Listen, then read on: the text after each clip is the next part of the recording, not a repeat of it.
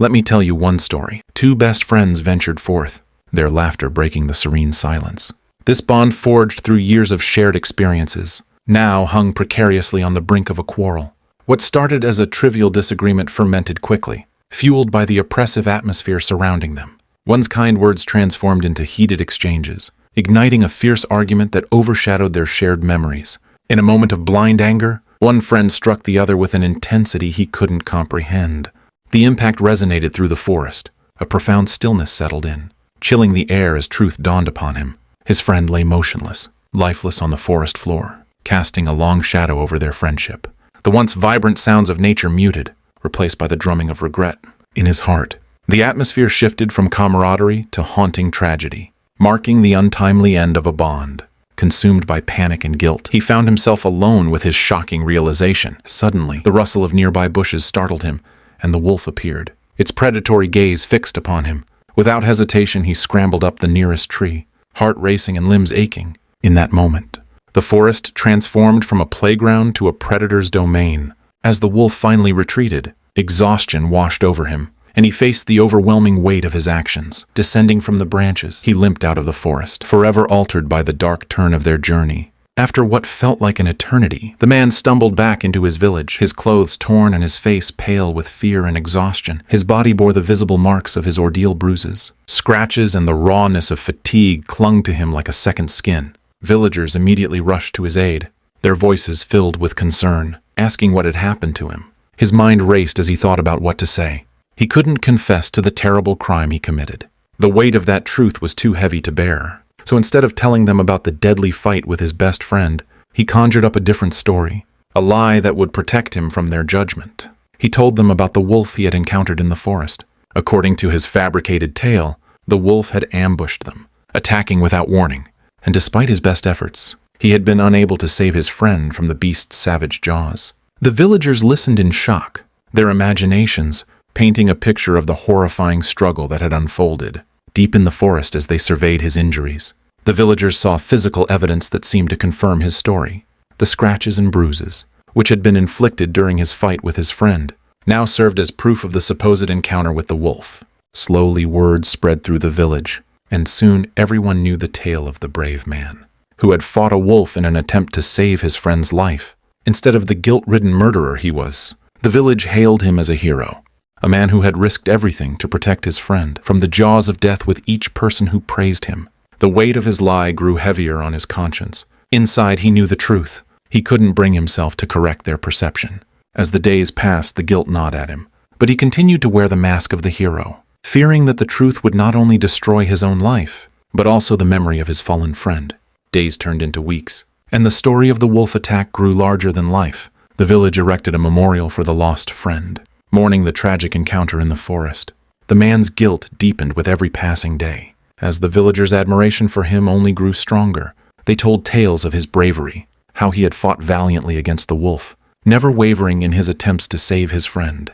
Children would gather around him, eager to hear the harrowing story directly from the so-called hero. Each time they asked, the man was forced to recount the lie, each retelling adding another layer of falsehood to the web he had spun.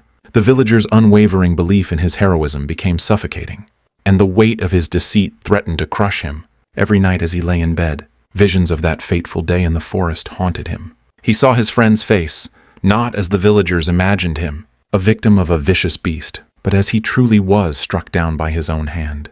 The man's sleepless nights were filled with nightmares, and during the day, every sound in the forest seemed to echo the cries of his friend.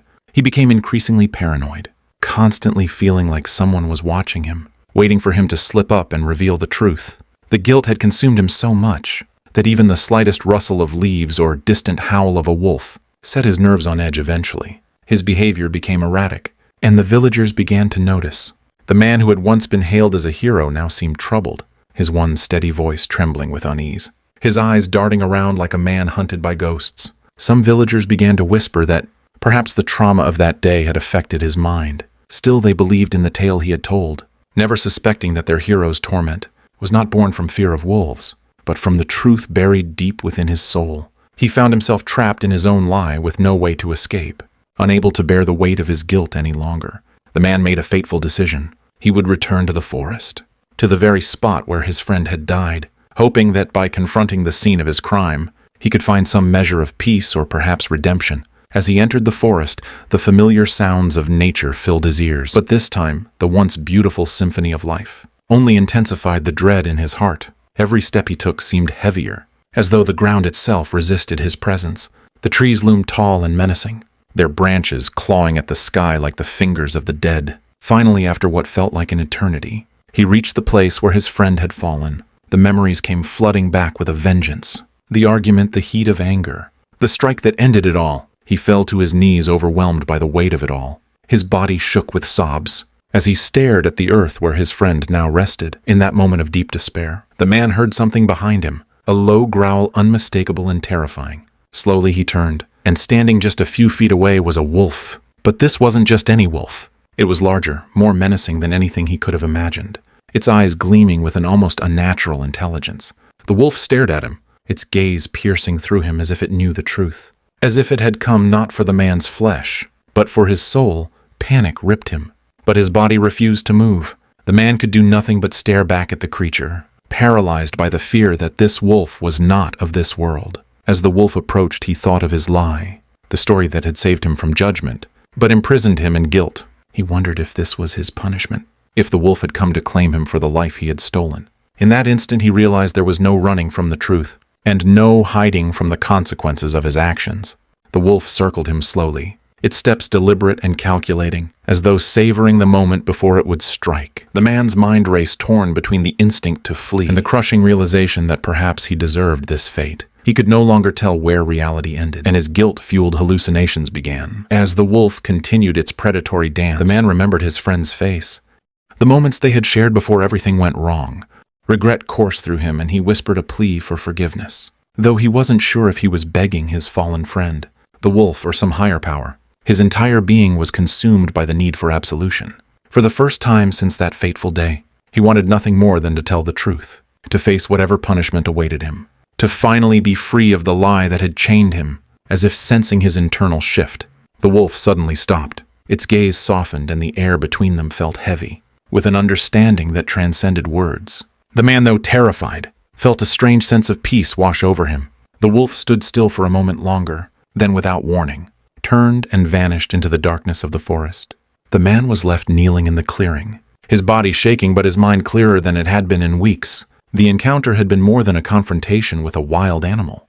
It had been a reckoning. He knew now what he had to do. The truth, no matter how painful, was the only path to freeing himself from the prison he had built. With newfound resolve, he stood up, wiped the tears from his face, and made his way back toward the village, determined to finally reveal the lie he had told Village.